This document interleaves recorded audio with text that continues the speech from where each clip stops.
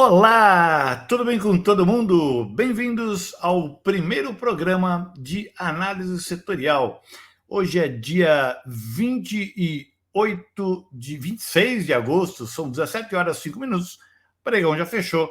E a ideia deste fechamento de mercado e análise setorial é preparar você para a próxima semana. Você que é investidor ou investidora, você que é especulador ou especuladora, a gente vai dar uma olhada aqui nos principais setores da Bolsa. Então, ao invés de olharmos ativos individualmente, olhamos os setores e aí você que opera ou investe os ativos desses setores poderá ter uma boa perspectiva de para onde vai o mercado na semana seguinte, que é a semana que vem, semana essa que começará no dia 29 de agosto de 2022. Então, começamos aqui os trabalhos com o setor de agronegócio, AGFS. Eu estou buscando os índices da B3. Então, se você olhar este índice aqui, eu já deixei preparado aqui, né?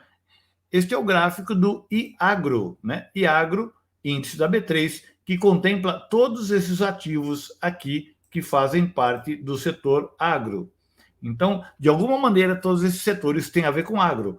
Ambev, cerveja, tem lá malte, lúpulo e esse tipo de coisa, né? Arezo, nossa, Edu, mas Arezo faz sapato e bolsa. Sapatos e bolsas feitos de couro bovino, né?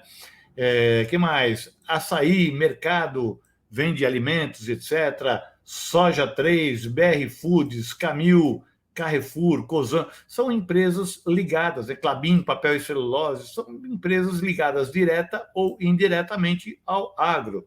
Né? Suzano, M. Dias Branco, SLC Agrícola e assim por diante. Tudo bem? Então, dito isto, o mercado, esse índice é um índice recente, né, um índice novo. Então, se você olhar aqui, ele está fazendo topos cada vez mais baixos. Deixa eu pegar a minha ferramenta de desenho, está aqui, topos cada vez mais baixos. Vamos lá, anotar isso aqui. Dá uma olhadinha aqui, eu tenho esse topo e ele não conseguiu renovar esse topo aqui, né? Na verdade, ele bateu aqui duas vezes e tende a ir para baixo. Então, eu diria o seguinte: há dois movimentos possíveis para este setor. Para ele continuar subindo, ele veio aqui, fez um pequeno pullback, ele deve voltar e bater aqui em cima, né? Então, para ele bater aqui em cima, para ele continuar subindo, ele tem que romper essa região aqui, ou se ele perder esse fundo, ele deve voltar para baixo.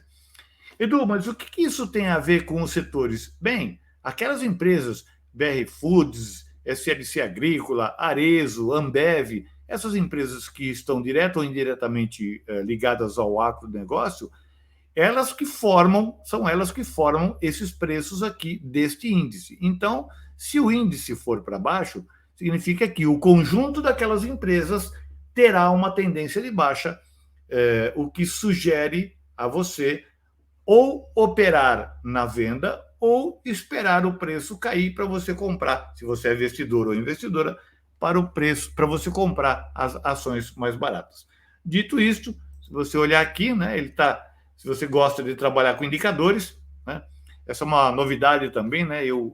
Quem acompanha o meu trabalho sabe que eu não coloco indicadores, mas dessa vez, para fazer esse tipo de análise, eu vou colocar alguns indicadores. Então, temos aqui bandas de Bollinger. Se você reparar aqui, né, isso tem cara de correção, porque os volumes estão diminuindo à medida que a correção é feita.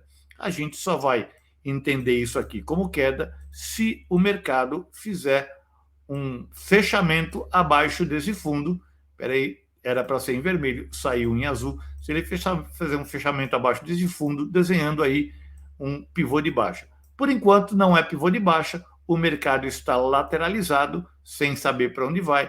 Eu só acredito em compras acima desse preço, acima de 1,756, mas você não compra um índice, né?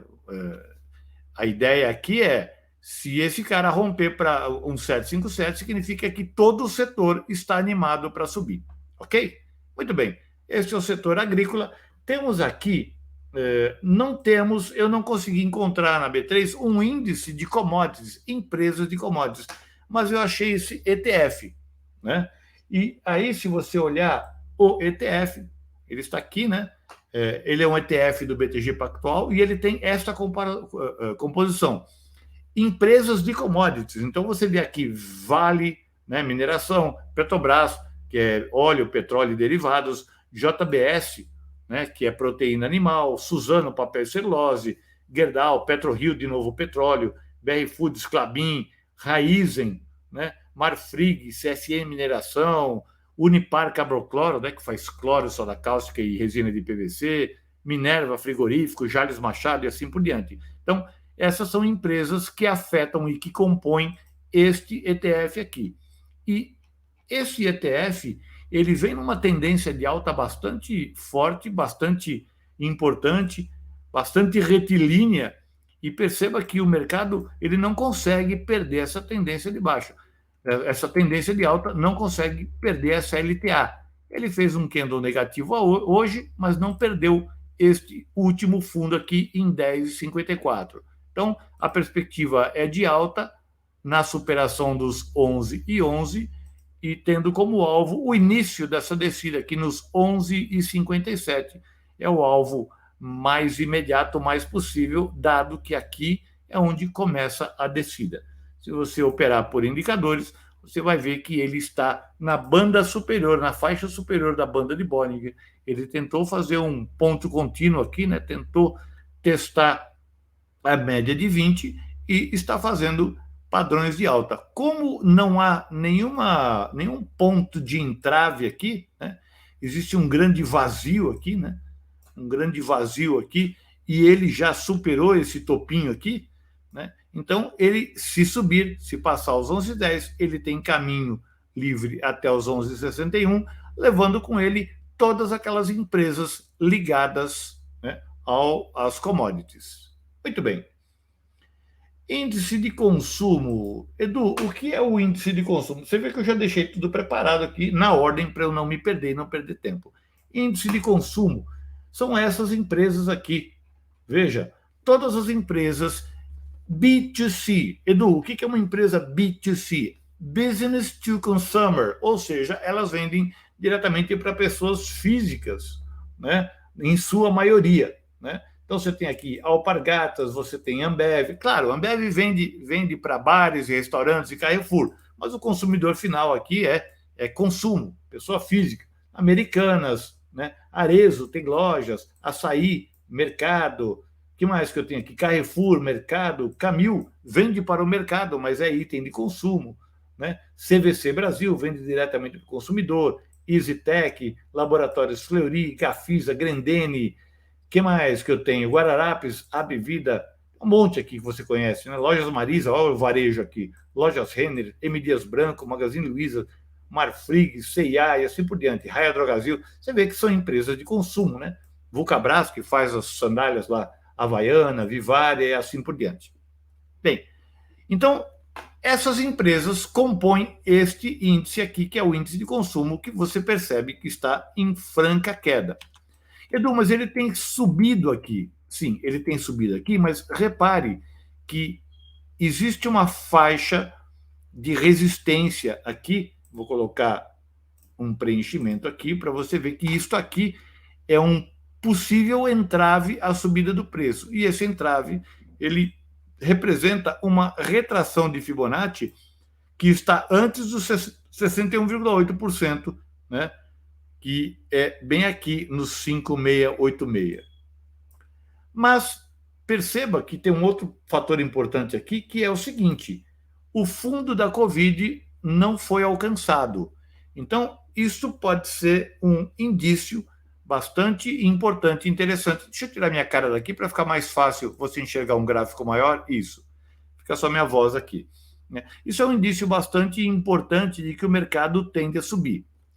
Lembrando que estamos em época de eleição, e em épocas de eleição, o IBOV, de um modo geral, fica lateralizado. Se você olhar no gráfico, tem vídeos meus aí, inclusive o vídeo anterior que eu gravei hoje, né?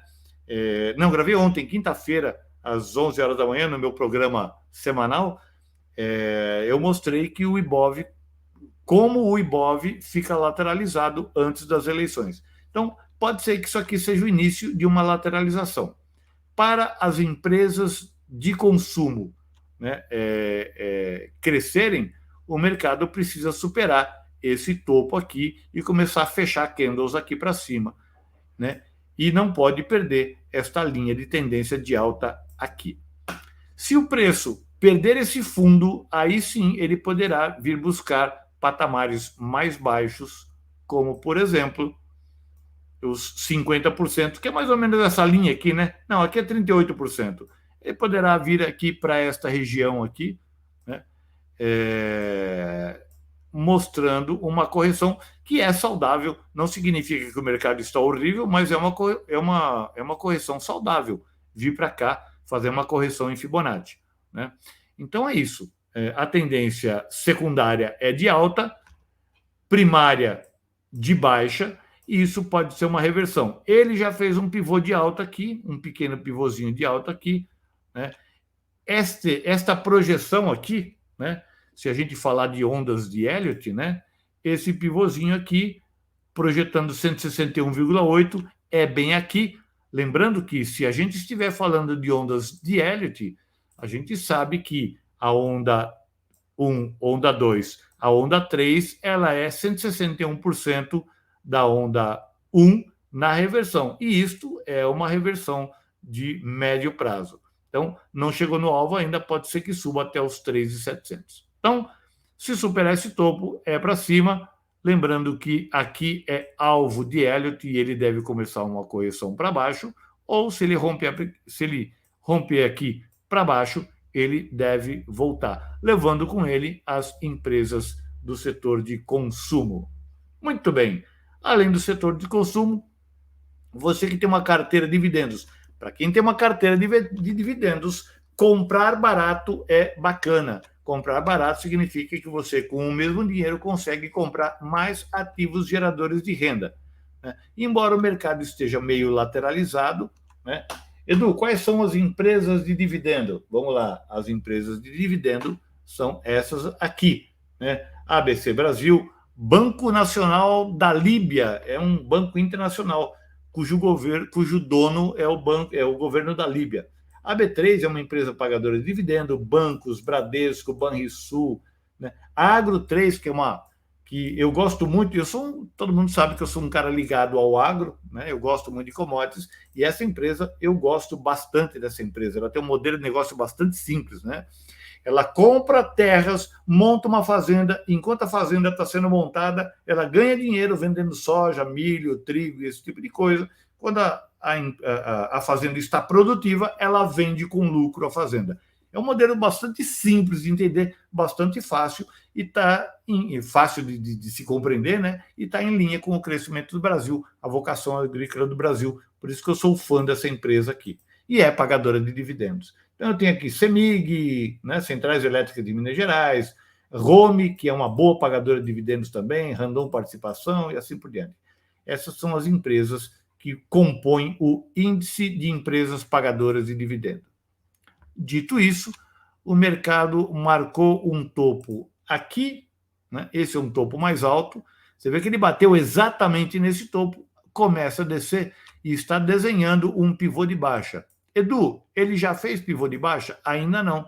Para fazer um pivô de baixa, ele precisa romper aqui o 7149, 7150 e fechar um candle aqui para baixo, né? Ele tem que fazer esse candle aqui, ó. Tem que fazer este desenhinho aqui, ó. Com pavio ou sem pavio, o fechamento tem que ser aqui para baixo, de modo que se você desenhar isto aqui, ligar topos e fundos, ele terá um pivô de baixa. E se ele fizer isso, ele deve voltar a buscar fundos anteriores, como, por exemplo, esta região aqui, que foi fundo, foi topo, é uma região de Fibonacci, né, no pullback, né, volta aqui para a região de 61,8, e é uma região de Fibonacci na projeção da reversão. Aqui, ó, 161,8 também aqui. De modo que nesta região nós temos um cluster, ou seja, é uma região de atração de preços, se porventura os preços começarem a descer, se porventura, se os preços começarem a perderem esse fundinho e formar um pivô. Então, se você é um investidor ou investidora, formador de carteira previdenciária, pode ser que tenhamos oportunidades de queda, ou seja, não é hora de comprar. Se esses caras começarem a cair, espera para poder comprar mais barato. Se subir, né, a compra estaria no rompimento, no fechamento de um candle acima desse topo aqui. Tudo bem? Então, aqui, IDIV foi esse aqui. Agora vamos pegar também na área de dividendos, empresas do setor elétrico, né? E essas são fáceis, né? Taesa, Engie, assim por diante. Aqui são as empresas do setor elétrico. Cadê? Eu separei, está aqui. Empresas do setor elétrico, são várias, né? A S Brasil, a Alupar, a Auren é nova, é uma empresa bastante nova, né? Mas já está no índice. CEMIG, nova listagem, né? Se você olhar, deixa eu ver se é nova mesmo. Eu estou falando aqui, né? Mas eu não conhecia, né, essa empresa, a Auri 3, né? Talvez ela não é nova, não é nova, não. Estou falando bobagem. 2006 é que eu tomei conhecimento dela. Eu só reparei nela agora. Verdade. Esquece. Falei bobagem. Última forma, não falei nada. A Auren está aqui. Empresa. É que agora ela entrou na pauta, né? O pessoal do Barça fica falando, etc, etc. Foi agora que eu prestei atenção nela. Mas tudo bem. Índice de energia elétrica, tá aqui, também fez um topo duplo, né? Tá aqui, fez um topo duplo, certinho, bonitinho, e está descendo e já fez um pivô de baixa praticamente, né? Se você considerar isto aqui como um descanso, né? Ela vem descendo forte e deve voltar, deve buscar patamares mais baixos. Se você pensar em Fibonacci aqui, ela deve buscar aí os 81 mil, 79 mil, mais ou menos essa região aqui. Mais ou menos essa região aqui, que é o ponto onde ele pode voltar. Essa volta está forte, hein? Isso está trazendo para baixo Taesa, Engie, um monte de empresas. Se você olhar o gráfico dessas empresas, elas também estão com quedas aqui, o que se revela uma excelente oportunidade de compra, porque empresas de energia elétrica, elas têm normalmente perenidade, previsibilidade, requisitos para uma carteira de renda passiva, pagam bom dividendos e etc. Né? O que ela não pode é perder os 76, porque aí será um topo duplo completo, e aí ela vai buscar um fundão lá embaixo, né? Vai buscar os 66 mil, bem longe, bem para baixo, né? Mas aguardemos os próximos capítulos. Por enquanto não rompeu esse fundo, por enquanto é só uma lateralização e busca de oportunidade de compra de empresas elétricas baratas. Muito bem. Temos aqui o IFIX, ainda no setor de renda passiva, IFIX, fundos imobiliários retomando, saindo da lateralização. Se você olhar aqui, né, o IFIX fez uma lateralização de bastante longo prazo. Eu tenho toque, deixa eu alinhar aqui bonitinho. Pronto.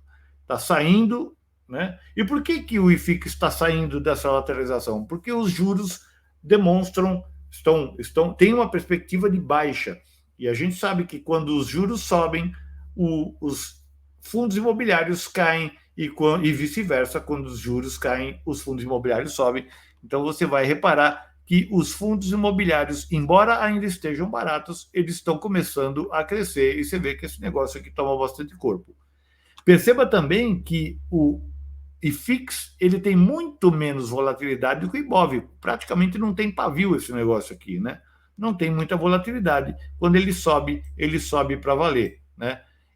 Fundo imobiliário não é para fazer trade, não é para ter ganho de capital, mas, de todo modo, ele está subindo desse fundo até agora, já teve aí 15% de aumento. Edu, mas não é muito, né? Uma alta dessa no Ibovespa seria uns 80%, 60%. Pois é, os fundos imobiliários, eles não são para ter ganhos de capital, são para ter renda. Então, tá aí. Os fundos imobiliários estão numa perspectiva bastante boa de alta. Empresas do ramo financeiro. Eu esqueci de falar, né? Os fundos imobiliários, eu não mostrei. Cadê? Deixa eu ver se está aqui, ó. As empresas que compõem os fundos imobiliários estão aqui. São bastante, né? E aí você tem fundo de papel, fundo de tijolo, fundo logístico, todo mundo está representado aqui. Beleza. Agora temos as empresas do ramo financeiro. Quais são as empresas do ramo financeiro? Vamos dar uma olhadinha aqui. Composição da carteira. Deixa eu pegar todas aqui. Então, temos basicamente bancos, seguradoras, né? Banco BMG, Banco Pan-Americano, né? Banco Pan, na verdade, Boa Vista, Bradesco, Banco do Brasil, GetNet, IRB, Itaúsa, Modal Mais, está tudo aqui. Todas as empresas financeiras. O IS3, que é a seguradora da Caixa, Sul América, que é financeira, né? Seguros e etc. Então, o setor como um todo está numa boa perspectiva de alta, já rompeu, olha que interessante, né? Ele já rompeu esse topo aqui, voltou para testar e está subindo. Fez um candle feio hoje e ele não poderá perder esse ponto aqui, os 10.720, porque se perder, isso será considerado tecnicamente um pivô de baixa. E se ele fizer um pivô de baixa, ele deve buscar pelo menos esse fundo aqui, que daria 161,8% de retração de Fibonacci, se isso aqui for onda 1, onda 2, onda 3, né? Se for isso, ele deve buscar esses patamares. Mas, de todo modo, se você olhar aqui em tendência de alta, olha aqui, né? Veio aqui, ele está percorrendo a banda de Bollinger, né? A banda superior de Bollinger, ele já ganhou a média de 200, né? Ele sobe o volume conforme sobe o preço e decresce o volume nessa correção. Então, tudo indica que isso aqui é uma recuperação do setor, uma tendência de alta, né? Setor que vinha em queda aqui, ele chegou a cair desde aqui de cima, ele chegou a cair, eu não consigo pegar o negócio aqui, chegou a cair 30%, subiu, voltou aqui para baixo, fez aqui um suporte, criou um suporte, uma região em que segura o preço, deixa esse martelinho, e agora ele está subindo. Ele só poderá enroscar aqui na região dos 11.600. Então, se você está investido, se você está comprando, se você está fazendo trade em empresas da área financeira, que também são boas pagadoras de dividendo, o momento é de alta, mas a alta só se dará, né? Só terá força se ele ganhar esse topinho aqui. Beleza? Muito bem. Que mais? Materiais básicos. Edu, o que são materiais básicos? Então, a gente vem aqui no índice IMAT, olha o que tem aqui na composição da carteira. Deixa eu botar todas aqui. Então, nós temos aqui materiais básicos, materiais utilizados para fazer coisas, né? A Bradespar, ele é uma holding que investe basicamente em Vale, né? Eu não gosto muito da Bradespar, né? Se é para comprar Vale, então compra Vale, né? Não precisa ter um intermediário no meio, mas ok. Então, Braskem, né? Química, CBA, mineração, Dexco, Ferbasa, Gerdau, Irani, né? Papel celulose, Klabin, Siderúrgica Nacional, Suzano, Unipar, materiais básicos, Usiminas e Vale. Essas são as empresas que puxam esse índice que está em queda, né? Perdeu esse fundo aqui de novembro de 2021, né? Você vê que ele veio para cá, perdeu, veio aqui testar esse outro fundo daqui, ó. Esse outro fundo aqui, que foi fundo aqui, foi topo aqui, e ele está, neste momento, a gente pode classificar isso mais como uma lateralização. Se você olhar para isso aqui, o mercado está numa lateralização. Edu, por que lateralização? Porque ele não rompeu o topo, deixa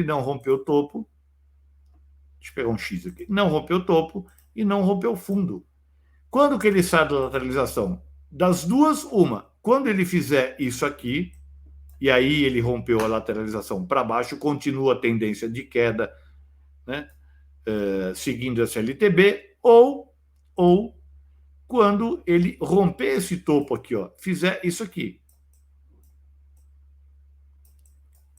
E aí sim ele voltará para a tendência de alta. Por enquanto, cenário indefinido, com uma tendência mais forte para a queda. Se ele perder esse fundinho aqui, aí ele talvez venha buscar fundos anteriores. Eu não tenho um bom fundo formado, mas a não ser esse aqui. Isso aqui não é exatamente um fundo, isso aqui é uma bandeirinha de baixa dessa subida.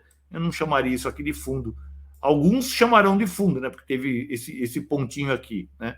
Mas eu não considero isso um fundo muito relevante. Então, por enquanto, para materiais básicos, tendência de baixa. Ah, sim, esqueci de ver. Deixa eu dar uma olhadinha aqui. Eu preciso me acostumar a essa ideia de colocar indicador, né? Quem me conhece sabe que eu não sou um cara muito de indicador. O que nós temos aqui? Mas eu vou me acostumar, prometo me acostumar a indicadores. Então, o que nós temos aqui? Preços abaixo da média de 200, o que indica também, é uma forte indicação de tendência de baixa. Média de 200 que estava subindo, ficou flat e agora inclina-se para baixo, dizendo o seguinte, olha, tendência primária de baixa mesmo. Né? O preço perde a média de 20, né, que é essa média da banda de Bollinger, mas a média ainda não inclinou. A média de 20 ainda não inclinou para baixo, indicando que talvez ou ele fique de lado, como é uma possibilidade, né? Estamos em véspera da eleição, pode ser que o mercado dê uma parada para esperar o pleito, né? Então, vamos ver. Por enquanto, tendência de baixa para o IMAT. O que mais que eu tenho aqui? IMOB, índice imobiliário. Quem faz parte do índice imobiliário? Vamos dar uma olhadinha aqui na composição da carteira. Vou pegar aqui. Quem que nós temos aqui? BR Malls, BR Properties, Cury, Cirela, Direcional, Even, EasyTech, Gafisa, Helbor, todas as empresas do ramo imobiliário. Iguatemi é shopping, mas também faz parte, JHSF, Multiplan, essas empresas aqui, Tecnisa, Tenda, tudo imóvel, né? Muito bem. A parte dos imóveis, a gente vê que é um setor cíclico, depende da economia estar bem. E economia estar bem significa pleno emprego, pessoas com salário e empregos seguros, comprando bens duráveis, comprando imóveis de longo prazo, que não é o caso ainda. Então a gente percebe que este setor ainda está de lado, não tem muito o que fazer, ele não vai para cima, não vai para baixo, fica sambando aqui. Para esse setor ganhar corpo, ele tem que ganhar esses 830 aqui, né? Ou para ele cair, perdeu 640. A minha ideia é de que ele vai continuar encebando, ele vai continuar nesse zigue-zague aqui, né? Vem um pouquinho para cá, depois vem para cá, até o mercado. Eu acho que esse setor demora um pouco para tomar corpo, porque precisamos esperar o novo presidente, precisamos ver quais serão as medidas. Se for o Bolsonaro, a gente já sabe mais ou menos o que ele está fazendo, como ele está trabalhando, o que a equipe está fazendo. Se for o Lula, a gente não sabe ainda o que ele pretende fazer. Se for uma terceira via, a gente não conhece absolutamente nada. Então, por enquanto, eu diria que o mercado tende a ficar de lado. Está com uma pequena tendência de alto aqui, né, dentro da lateralização, mas com alvo curto, né? A lateralização ela implica num bom pedaço aqui, né? Se você olhar aqui, ó, dividir isso aqui em 3, ela já está no alto da lateralização, né? Quem conhece, quem acompanha o meu trabalho, a gente sabe que numa lateralização a gente compra embaixo, vende em cima. Está em cima, né? Está na hora de vender se você tiver comprado. Mas isso aqui é um índice, né? Então, isso deverá arrastar com ele todo o setor imobiliário, já que ele é a soma do conjunto das empresas do ramo imobiliário. E aí, vamos ver finalmente, né? Vamos ver agora dólar e índice Bovespa. Dólar futuro, né, gráfico diário, está em franca tendência de baixa. Se você olhar aqui, ele está fazendo topos descendentes, está desenhando um topo aqui, mas a gente não pode dizer que isso aqui é um topo porque ele não perdeu esse fundo, mas está fazendo zigue-zague para baixo, né?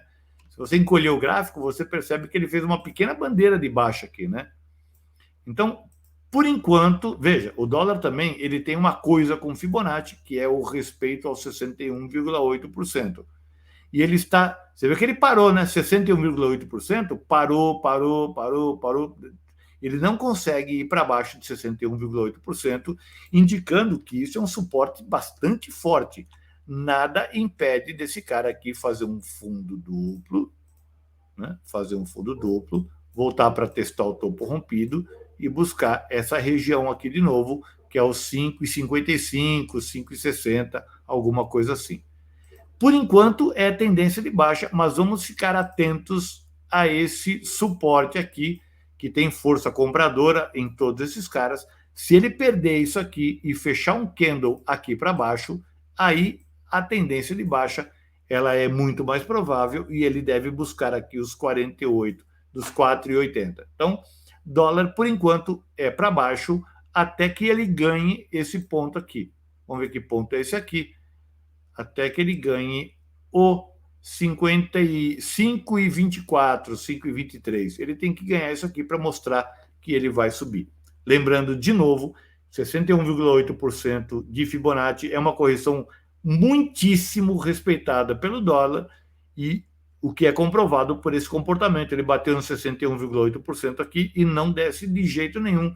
Oremos, a próxima semana será decisiva para esse cara aqui. E o Ibov, né?